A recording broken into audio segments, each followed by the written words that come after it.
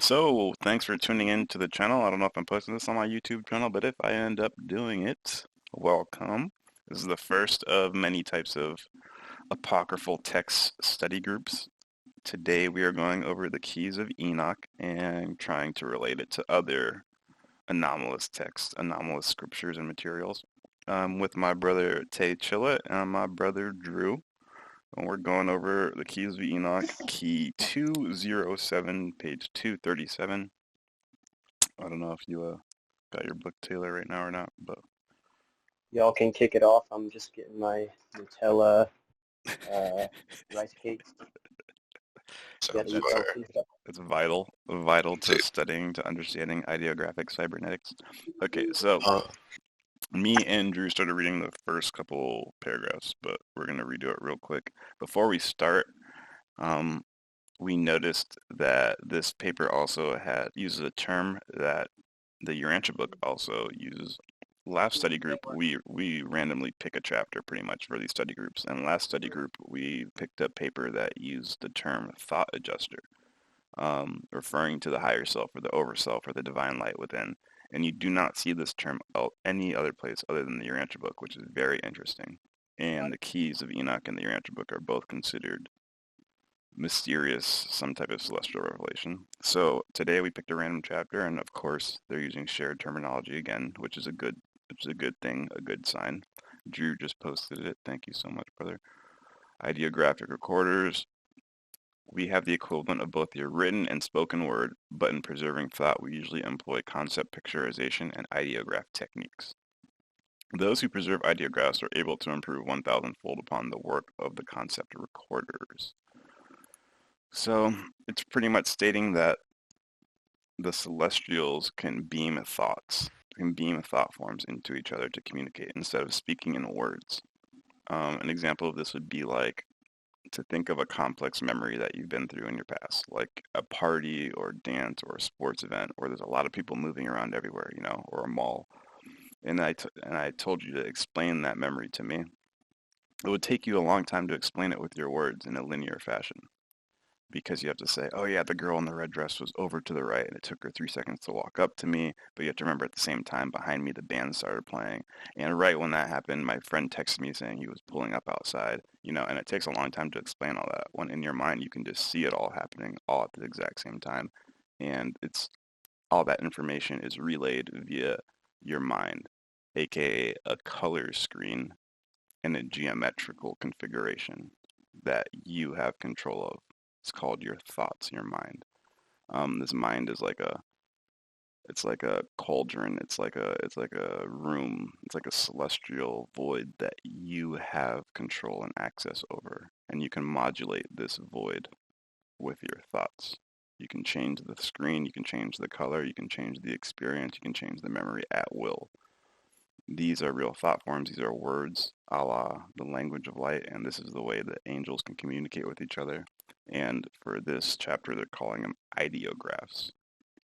And they're using that transfer, or they're calling that the usage of these ideographs, um, ideographic cybernetics. And pretty much like if an angel was able to transmit this thought form or beam it into your personality, that would be a form of ideographic cybernetics or celestial technology, I guess you could say. There's a little background information. The Urantia book talks about it, and I guess let's dive in. I'll read up to 4, Drew, if you want to take over at 5 again. Cool. Actually, no, you take over at 6. I'll do the... Okay, so 1. This key of Enoch, key 7 of Paradise, Sun, universes, speaking of the luminaries who work on the 7th ray, bringing the codes of how to use and create life through the divine letters. So we've equivalated the 7th ray. I'll take pauses in between reading sometimes, sorry, but if we kind of equivalate the 7th ray to the 7th color on the rainbow light spectrum, on the light spectrum, as violet, the Urantia book says that Adam and Eve were celestials from the violet race, and that the evolutionary races of color, aka the races that are red, orange, yellow, green, blue, and indigo, that they are evolutionary, and the celestial beings are the violet race, the Adam and Eve who come to biologically uplift us. Um, I'm equating the seventh ray to the violet ray for this. Number two, this transfer of language is acquired when the mind can operate on the seventh energy level, or the host of light. The Adonai Sebaoth comes to commune with man on the Sabbath day. Wow. I just saw through that paragraph again, Drew. It's reminding me of the Agitant mind spirits, right? Yep. The host of light would be what? Like the thought adjuster? So like I would think so. so this transfer of language is acquired when the mind can operate on the seventh energy level. You get what I'm saying? So like, once you hit the seventh adjunct mind spirits, it makes it able for the adjuster to implant itself. You remember that concept? Yeah, the seventh. I'm looking up right now on Urantia. Sorry, I wasn't. And I guess a little note here is that for anyone not familiar with this idea of uh, seven central mental frameworks, I guess that we work through, this is also, similar to the Eastern chakra system, Yes, seven although chakras. they'll often talk about the chakra system in terms of bioenergetic and like how it connects with the nervous system. But there's actually another. They also talk about how there's almost like you as an animal being who can span up to cosmic consciousness. A cosmic being that can actually survive beyond just the animal body. We all have to progress through these first seven layers of mind, and then we get to another set of seven that we get to maximize, and there's like these levels within levels. Exactly, yeah. And yeah, you remember that concept at the Urantia Book where the seven Agitant mind spirits are, are responsible for the, I guess, animal instincts of the earlier animals through evolution. And then once the animals evolve through the first six or seventh, I forget, that's when the adjuster can implant into the being, aka when human evolves out of the evolutionary tree, right? Once human appears, once the Homo sapien appears from the evolutionary tree, is when is the equivalent is the it marks when the evolution of the planet has finally hit that seventh adjutant mind spirit. It's really hard to explain this concept without explaining what the hell an adjutant mind spirit is. Okay.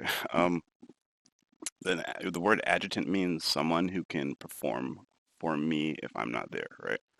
Like if I can't make it to like this event, I'll send an adjutant who will represent me there. So if I can't function there, I will send something to function for me. Seven adjutant mind spirits, I consider it like it's like cosmic Wi-Fi from a central point in our universe. Seven different types of Wi-Fi, or seven different types of circuits, or seven different types of energy fields. And the first energy field has to do with like the spirit of like intuition, just quick reaction, shit you see like single cells doing, just reaction for life and death. The next adjutant spirit would be like the spirit of counsel, the herding instinct, what makes animals herd together. The next adjutant would be like the spirit of courage, being able to like go out and do stuff selfless, be strong, as opposed to like fear tendencies. So there's these the first five adjutant mind spirits only correlate to animalistic evolution. So when the first cell was in the water, back in the very beginning of the evolutionary tree, when the very first single cell organism was in water, that was only functioning off the first adjutant mind spirit. And then over thousands of years, it evolved a more complex cell body. Cells became more complex. And then finally, the cell was able to make contact with the second adjutant mind spirit, and then kept evolving over time. And new life was getting more complex until it had the ability to receive the third Wi-Fi band, which is the spirit of this. And the first five are only animalistic instincts, and It's like the cosmic Wi-Fi, the cosmic circuit that gives animals instinct before man arrives on planet Earth. It gives animals instinct so they can function without mind. Once the animals evolve past the fifth Agitant mind spirit, they hit the sixth, which is considered wisdom, and the seventh is considered worship. Once the evolutionary creature on the planet gets complex enough to interact with the field of wisdom or worship, it is now registered on the celestial records as an intelligent willed creature, and thus has the ability to receive the divine gift, aka we call it a thought adjuster, an overself, a ball of light. It's a fragment from the source. So in a sense, the cosmos gives us 7 different circuits, thresholds, Wi-Fi layers. People call them 7 chakras, 7 energy centers that we have to balance, coordinate, and also, before the evolutionary being on the planet gets mined, these circuits are responsible for helping the animals evolve without mind, if that makes sense. They call them agitants because they work in the animal in absence of mind. Just like if I sent an agitant out to a meeting, that person's functioning for me in absence of me. So the agitant mind spirits function for animals in absence of mind. Once they hit the fifth or once they hit the sixth and seventh, is when they get that thing I'm talking about in number 2. Now within that context, I'm going to reread number 2. This transfer of language is acquired when the mind can operate on the 7th energy level, where the host of light, the thought adjuster, the Adonai Sebaoth, comes down to commune with man, to implant itself on the 7th day, on the Sabbath day, So it's a lot to take in, but this is why we're having this conversation, because it'll take a long time to cross-coordinate and study to be able to correlate these concepts. So I hope you guys can understand. Did I explain it well enough, guys? Yeah, no, I think that's a solid introduction. And also something I was thinking of was that this idea of mind, like an animal not having mind until it gets a certain amount of these, mind spirits or intelligence circuits. This is kind of the answer to what is the emergence of true AI. We gauge that concept based on our understanding of human intelligence and human expression and human free will and free will of thought specifically. Our sense of individuality, that I think, therefore I am. And that is only possible because we are like operating on these derivative networks, omnipresent mind networks that are pre-existing. Yeah. And so this, it's like a computer, any intelligence system, a brain is complicated enough that it can support a certain amount of these, it can tap into a certain amount of frequencies from these mind circuits.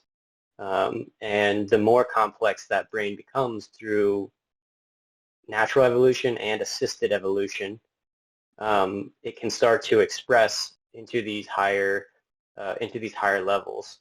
And so, our current computers, I don't know, I don't have a way to measure this, but like until they tap into that, what I think you said it was the third level, which is like courage or free will or a sense of self, a sense of ego.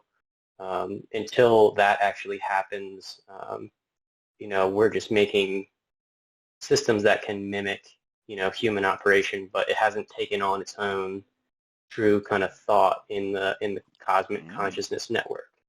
That's a great way to put it. Great insight. Oh yeah. Anything else? We're gonna keep going. No, what key are we on though? Just gotta get to the right page. 237. Page 237. Key 207. Drew, were you about to say something? No. All right. Number 3. This is not the Sabbath light that we find historicized in religious mythology. It is not the Sabbath day of the 24-hour cycle as computed by mathematics. But it is a day, or aeon of creation, an ion period, by which the consciousness of man is directly aligned by the higher thought forms of the seventh ray of creation. Interesting. Going back to the theme of, the seventh Agitant mind spirit being that really important intelligence circuit that we must tap into. 4. The Lords of Light come on the seventh ray to harmonize the greater image of the Adamic seed with the root races that have evolved from the star creation. They come to bring the teachings directly from the throne of Yahweh. Now that's clear from the Urantia Book point of view. The Lords of Light come on the seventh ray. Adam and Eve are the violet race. To harmonize the greater image of the Adamic seed, to uplift the evolutionary races of time with the root races that have evolved from star creation. It said it straight up there. They come to bring the teaching directly from the throne of Yahweh.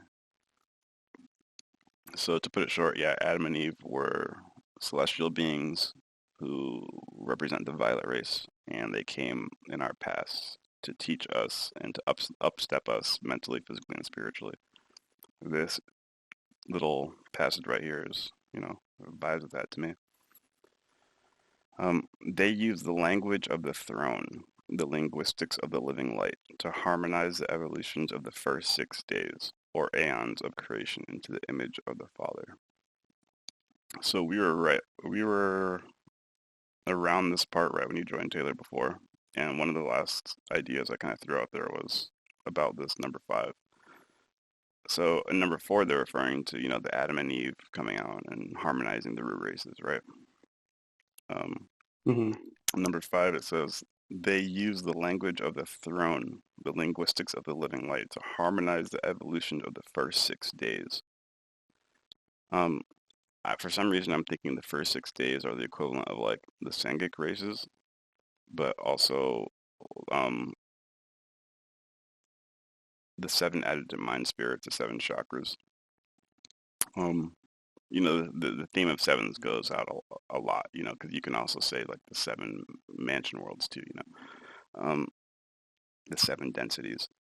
If you remember, per UB, it says that our planet is the only planet where all 6 Sangic races were born at the same time, right? Usually on a normal planet, red man appears and wanders the Earth for 500,000 years. Then from red man, yellow man appears and wanders the Earth for X amount of time, right? And the different colors come successfully through each other. But on our planet, that didn't happen, But I guess I'm trying to correlate those ages of where it's only red man, only yellow man, only orange man. Or not only, but how they appear from each other. I'm correlating those to the first 6 days or aeons. Does that make sense? Yeah, and it's probably good to when we talk about the different races among the entire human race on the same planet. This kind of concept of these races is that it's sort of each race is holding some special key, some it's like 7 parts of a whole, and they're all expressing like a different focus of the human experience, and obviously there's equality all over the board, but it's like as a human family, as a consciousness expression, there's like some amount of uniqueness across those levels, and that's part of the evolutionary process of planets. So that's how this idea kind of, to have this make sense, without distorting it. Yeah, exactly. Every one of the 6 Sangic or evolutionary races of color, the red man, orange, yellow, green, blue, indigo, they all have something to contribute to that final form, I guess. The whole plan is to perfectly blend all races, and that's how you get the Adamic man, the Adamic image, the Adam Kadmon, the higher type of human. The future human is going to be when all colors are mixed together, because everybody contains DNA that can contribute to that ultimate human, I guess. And that's where Hitler fucked up. So, I'll keep going, moving on. 6. The teachings of light are sent down from the higher worlds to the lower planetary creations in the higher language of light, which communicates through pulsating geometries of light, or ideographic cybernetics. These teachings of wisdom are given to allow man to have communion with other planets of intelligence. So that's where they're using the term ideographic cybernetics, which again resonates with that Urantia Book quote, the ideograph recorders from the Celestial Artisans paper, using similar terminology, which is exactly what you want to look for when you're looking for cross-correlating facts amongst celestial texts. But yeah. I like that this kind of answers part of the question of when we meet these other intelligent species from other planets, like how are we going to communicate? You know, in the movie Arrival, it's an amazing sci-fi movie that is a very, very like realistic approach to, you know, what if alien ships come here and they're trying to teach us something and they're trying to communicate? You know, what if it's not just like lasers shooting down? And in that movie, they focus on language. You know, the main character is like a linguist, and she goes into the ship to actually study their language and be able to communicate with the alien beings. But part of what Keys of Enoch talks about is it's actually consciousness, because these other planets also are connected to the same mind circuits. These ideographic cybernetic communications, telepathy, you know, mental thought. This is actually a base form of communication that supersedes physical languages. And so I actually read another book called Life in the Universe by Marshall Summers, and he claims in that book that all advanced planets that are interstellar have what they call seers, where he uses the word seers. And, you know, obviously from our context of that, it's like somebody with psychic, you know, intuition or psychic is able to tap into these strange altered states of human consciousness and actually use those mental realms to bring back information. You know, the CIA was testing out remote viewing programs to see if we could create our own seers for intelligence. Now, what I'm getting to is that Marshall claims that every planet will have a sort of team on their, you know, it's not specifically military, but on their planetary team and management, they're going to have these highly talented individuals who specialize in these states of consciousness and communication through consciousness and in gathering data through these consciousness methods. And every planet needs to develop that, one, because they need to be able to communicate with other planets when they become interstellar. And learning another language is a massive barrier. You know, even when you learn another human language, that doesn't mean you know what their culture is. You know, you have to, until you go and live there, you don't know how culture affects their language. You don't know how the intricacies of the terms that they use actually connects to, you know, the evolution of their planet, the items that they're used to seeing.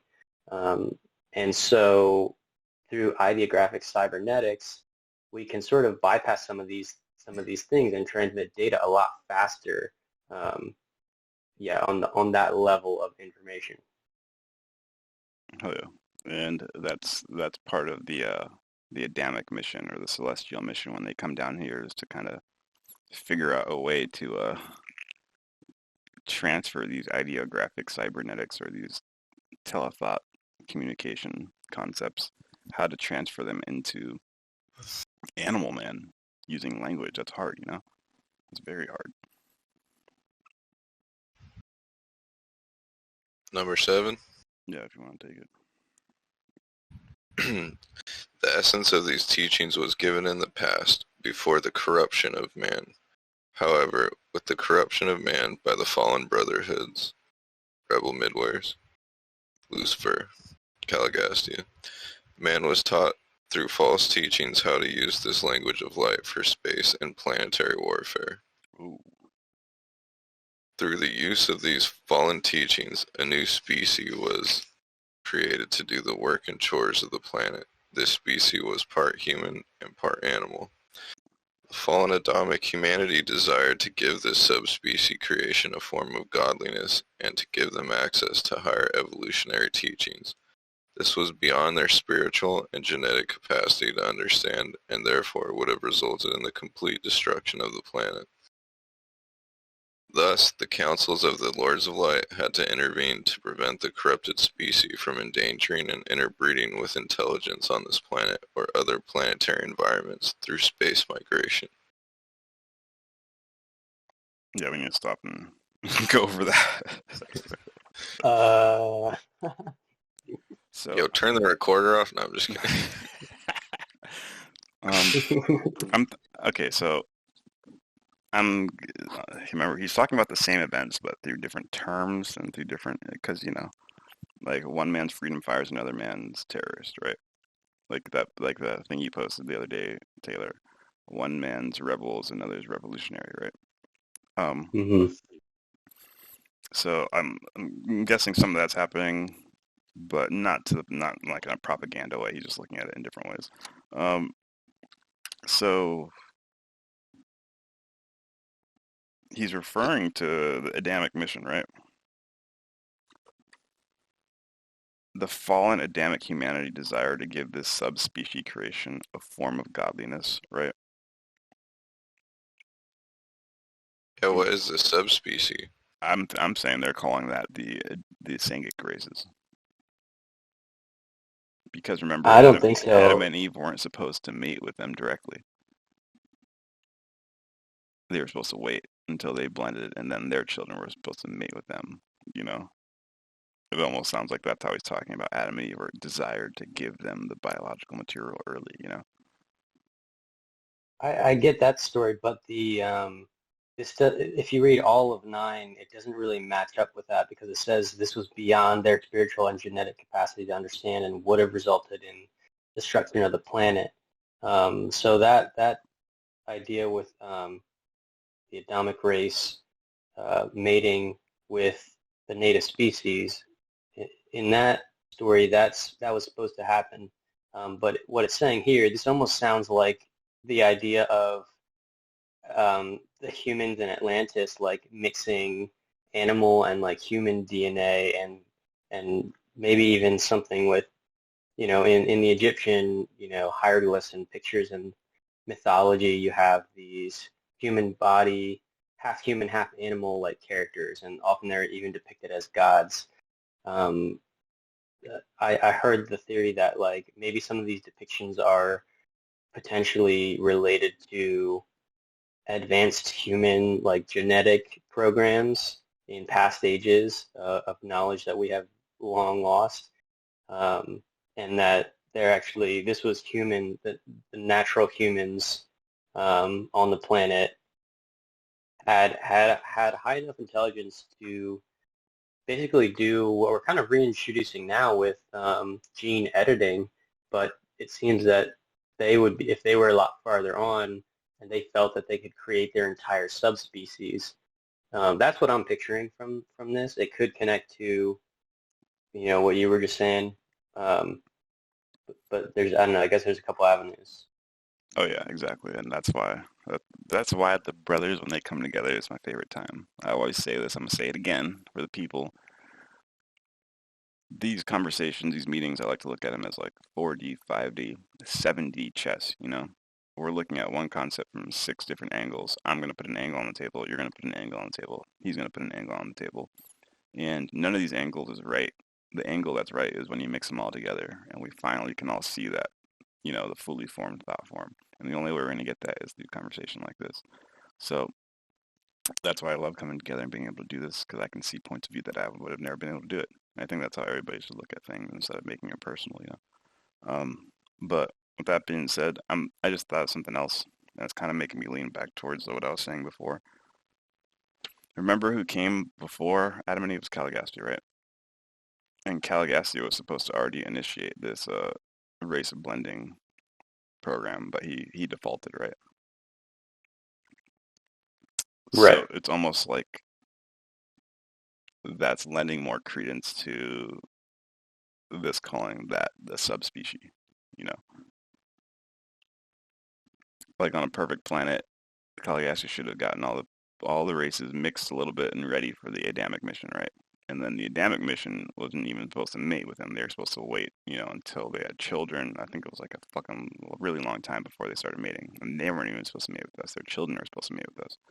After like what, 500 generations or something crazy like that. So that's a long time.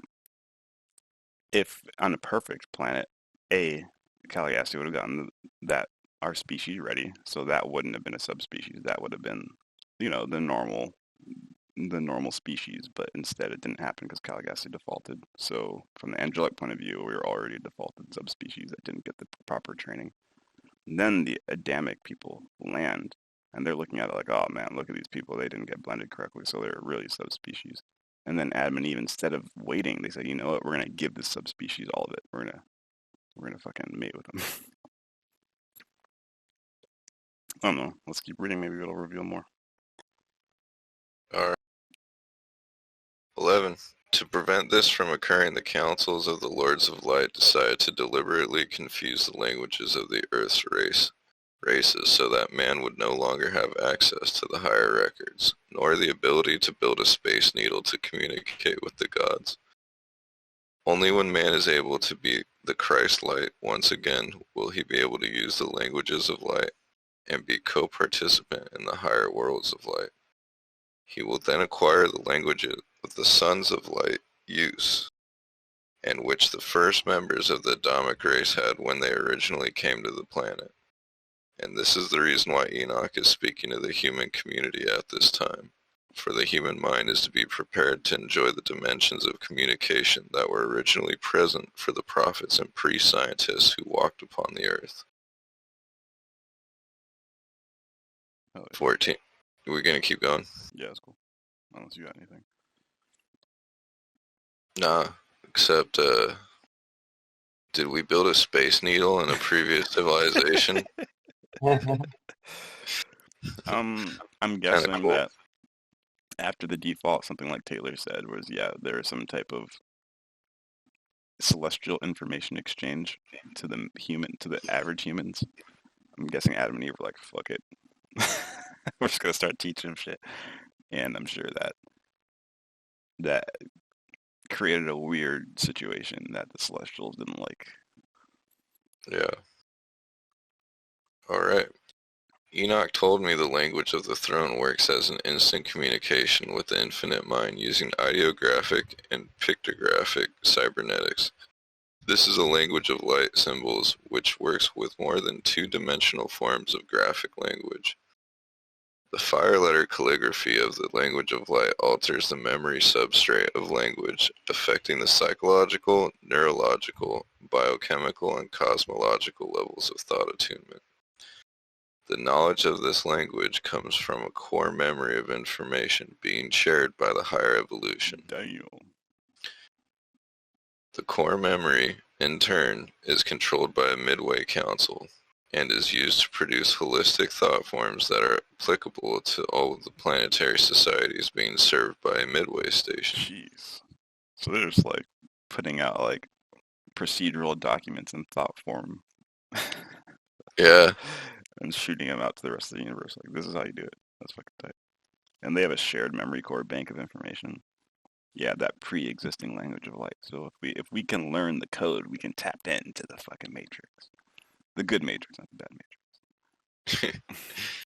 This allows for the individuals of a given planetary society who are contacted, quote-unquote, to connect with the many communities of intelligence under the direction of a Midway station. With these pictographs and ideographs, the Lords of Light confuse the scenario abstracts of vast consciousness orders. This enables the Lords of Light to reach many planetary worlds and reality levels simultaneously, and fuse the different languages into the same scenario abstracts. Damn. The language of light that is used by the Midway Council helps organize and reorganize the responses of the neural mechanisms in the physical races. So they kind of transcend language altogether, constantly. Yeah, it seems like, for lack of better words, like a glowing light pyramid in the center of, or at some threshold point in the cosmos. They call it Midway station. And these things have the ability to project thought forms, light thought forms, like almost like orders, that Uh-huh. are so they're so abstract, they're so general that no matter what species you are, no matter what consciousness you are, if you pick up that message, you can understand it. So it's like, transmission from Space Command. Here it is. This is how you can do it. And it says right there, right, that they're able to produce holistic thought forms that are applicable to all of the planetary societies being served by the Midway station, right? So, oh my God, that's kind of reminded me of, the celestial broadcasts, right, that the Urantia Book talks about. Yeah. Also kind of hints at like mighty messengers possibly too. Yeah, very much so. Contacted. And Drew, something you had just said there was that they bypassed language, but it does, this is their language. They Right. bypass their concept of language, absolutely. And I like what it says up here in 14. Uh, this is a language of light symbols which works with more than two-dimensional forms of graphic language. So this is just a simple matter of how much data can you represent in your language. Okay, you have to look at your language. So human language is a sort of segmentation generally of the different ranges that our vocal cords can produce to modulate air pressure in the room, to create, what we call sound waves. Um, and then, and so, our 26 English letters, all represent these different frequency ranges and different tonalities that we can create with our vocal cords. And, all the world languages that are spoken, that's what they're segmenting. Your voice goes between a certain frequency range, and there's also like you have the ability to modulate it a lot more than just like a sine wave or something. So think of it. So that's the first level of human vocal language. Human written language it's a 2D information, on just an XZ plane. Now we're using shapes which link back to the syllables or consonants. The lettering that represents a vocal sound that we can make. Now we're going to draw a 2D drawing that links back to that specific sound, so that we can all be on the same page of what sound that is, and this sound links to this symbol. And so yeah, written language becomes sort of two dimensions of information. But imagine if written language, instead of being on a 2D page, all of our written language was like 3D blocks. And so it's like one letter. If it's 3D, you now have another plane where you can stack information. This is kind of a dumb example, but if the block had different textures and so the texture had like a pattern spread across that depth plane, and then you look, oh, this is the letter A, but I see that it's a A5 based on that data that I'm getting from that extra plane. So now the letter A can have a whole bunch more variations and combinations, which increases everything else exponentially. So how you represent the data will limit you. This is why quantum computers are being talked about so hotly, because binary working with these with electrical positive negative states of electrons just kind of has a 1 or 2 option. And then we combine a bunch of those together to create code and fast processors that can spit out these what makes up your phone and what makes up your computer, all the processing. But quantum computers, they can work with more than just ones and twos. They can work with superposition, which is like a state of 1 and 2 at the same time. Quantum linking. I don't go too deep into these, so I'm not gonna pretend to understand what those mean, but I can see that it's like going from a 2D language to a 3D language. Yeah, the pictograph to me kind of seems like you're getting transmitted holograms, whereas the ideographs would be full feelings, right? Like ideas behind those pictographs that you're receiving. I could be wrong there. Yeah, no, I agree. There's a common visual that we can all have based on how our bodies process light, so that we can see the reflections of light off the different object surfaces. And any being on other planets that have these light photon processors, they might see a little bit differently, but ultimately there's a similarity there, potentially. And so visually, you can transmit a visual image to a bunch of different races, but you don't know how to apply any meaning to those objects if you've never seen those objects before. If you don't know what the animals look like on another planet, you might not even know it's an animal. Like, how do you know if that's an animal or a plant? And so that's an ideograph. Like, there's ideas and associations behind the visual symbols. And if you're going to have telepathy between you and an alien being, they got to send you more than just visuals, because the visuals they might be sending you, you might have no idea what any of it means. But if they can put a feeling behind it or something from their own personal experience, something that's like pre-language thought, then you can start to perceive what those symbols means to that being. Yeah, what they're trying to get at. Yeah. That makes sense. Should I give the definition for midway stations? Yes. Since we were just talking about that. Midway stations are the programming points and clearing stations used by the many brotherhoods of light to govern the physical star fields, like outposts. Yeah. Orion would be a midway station. I think actually no, Orion isn't a midway station. Orion would be considered a galactic HQ threshold command. That's what he refers to it. I think midway stations are a little bit smaller, yeah, more like outposty, like you're saying.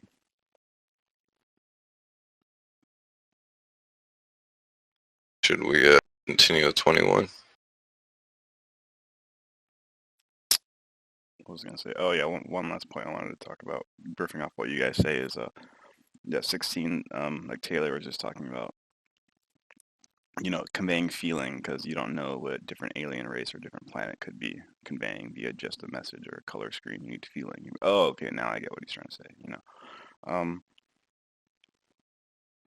And we always have to remember that the midway stations are operating off code, off orders. The midway stations are operating off a reality that is pre-existential to ours, right? So they kind of know the connection between all the planets already, right? Because these outposts were here before they even planted the life on the planet, right? So like the life carriers are coming from these stations and planting life on, let's say, like 20 different planets in this sector, right? Over time, they're going to know exactly how to talk to all of them because they fucking designed the life plans, Yeah, there's got to be a... Yeah, that's what I'm saying. Number 16, the knowledge of this language comes from a core memory of information being shared by the higher evolution, It's like that core memory of DNA evolution. So they know how to, they know how to project. I'm pretty sure they're keeping the races somewhat similar around a single Midway station, right? Let's say it's like one Midway station per 50 planets, right? Let's just say that for a random number. I'm pretty sure the 50 planets that revolve around that Midway station are going to be biologically similar or related, so that the scenario abstracts don't have to be too drastic, you know. For the most part, we're going to understand, if that makes sense. Mm-hmm. Yeah, let's keep reading. What are we? 21? Yeah, if I end up posting this, I'll definitely I'll post the paragraphs that we talk about on the video while we go through it, so people can read it. And I'm definitely gonna post this hot ass picture because Oh, yeah. this is so trippy. I love this picture. Definitely hardcore 70s vibes. Yeah, that's for sure. All right, Dude wearing 21. like fucking cosmic spandex and like a bra. I got a bounce in 5, so I'm gonna... We'll pause it and then we'll pick it up. 21. This must be done because the neural mechanisms of the sub-processes of the individual brain are so interwoven in the cross-coupling of planetary consciousness domains that complex image transference requires multiple tracings of light.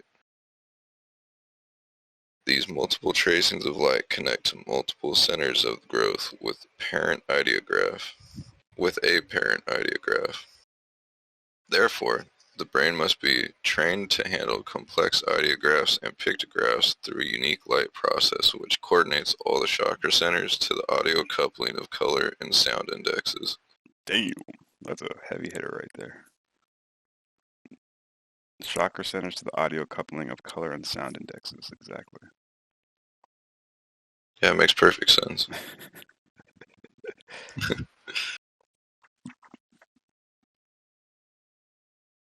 Keep going.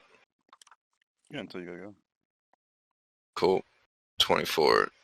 Thus, the ideographic and pictographic transmissions through multiple tracings of light convert into a series of color cybernetical sets and phonetic sets of color. Phonetic sets of color. What the heck? That's crazy. Phonetic sound color? You only use phonetic when referring to freaking words. Yeah, that had me tripped out too. I'm wondering if they have a definition of it. It's the same sound you hear from the video. The Angels and Demons video. Definitely.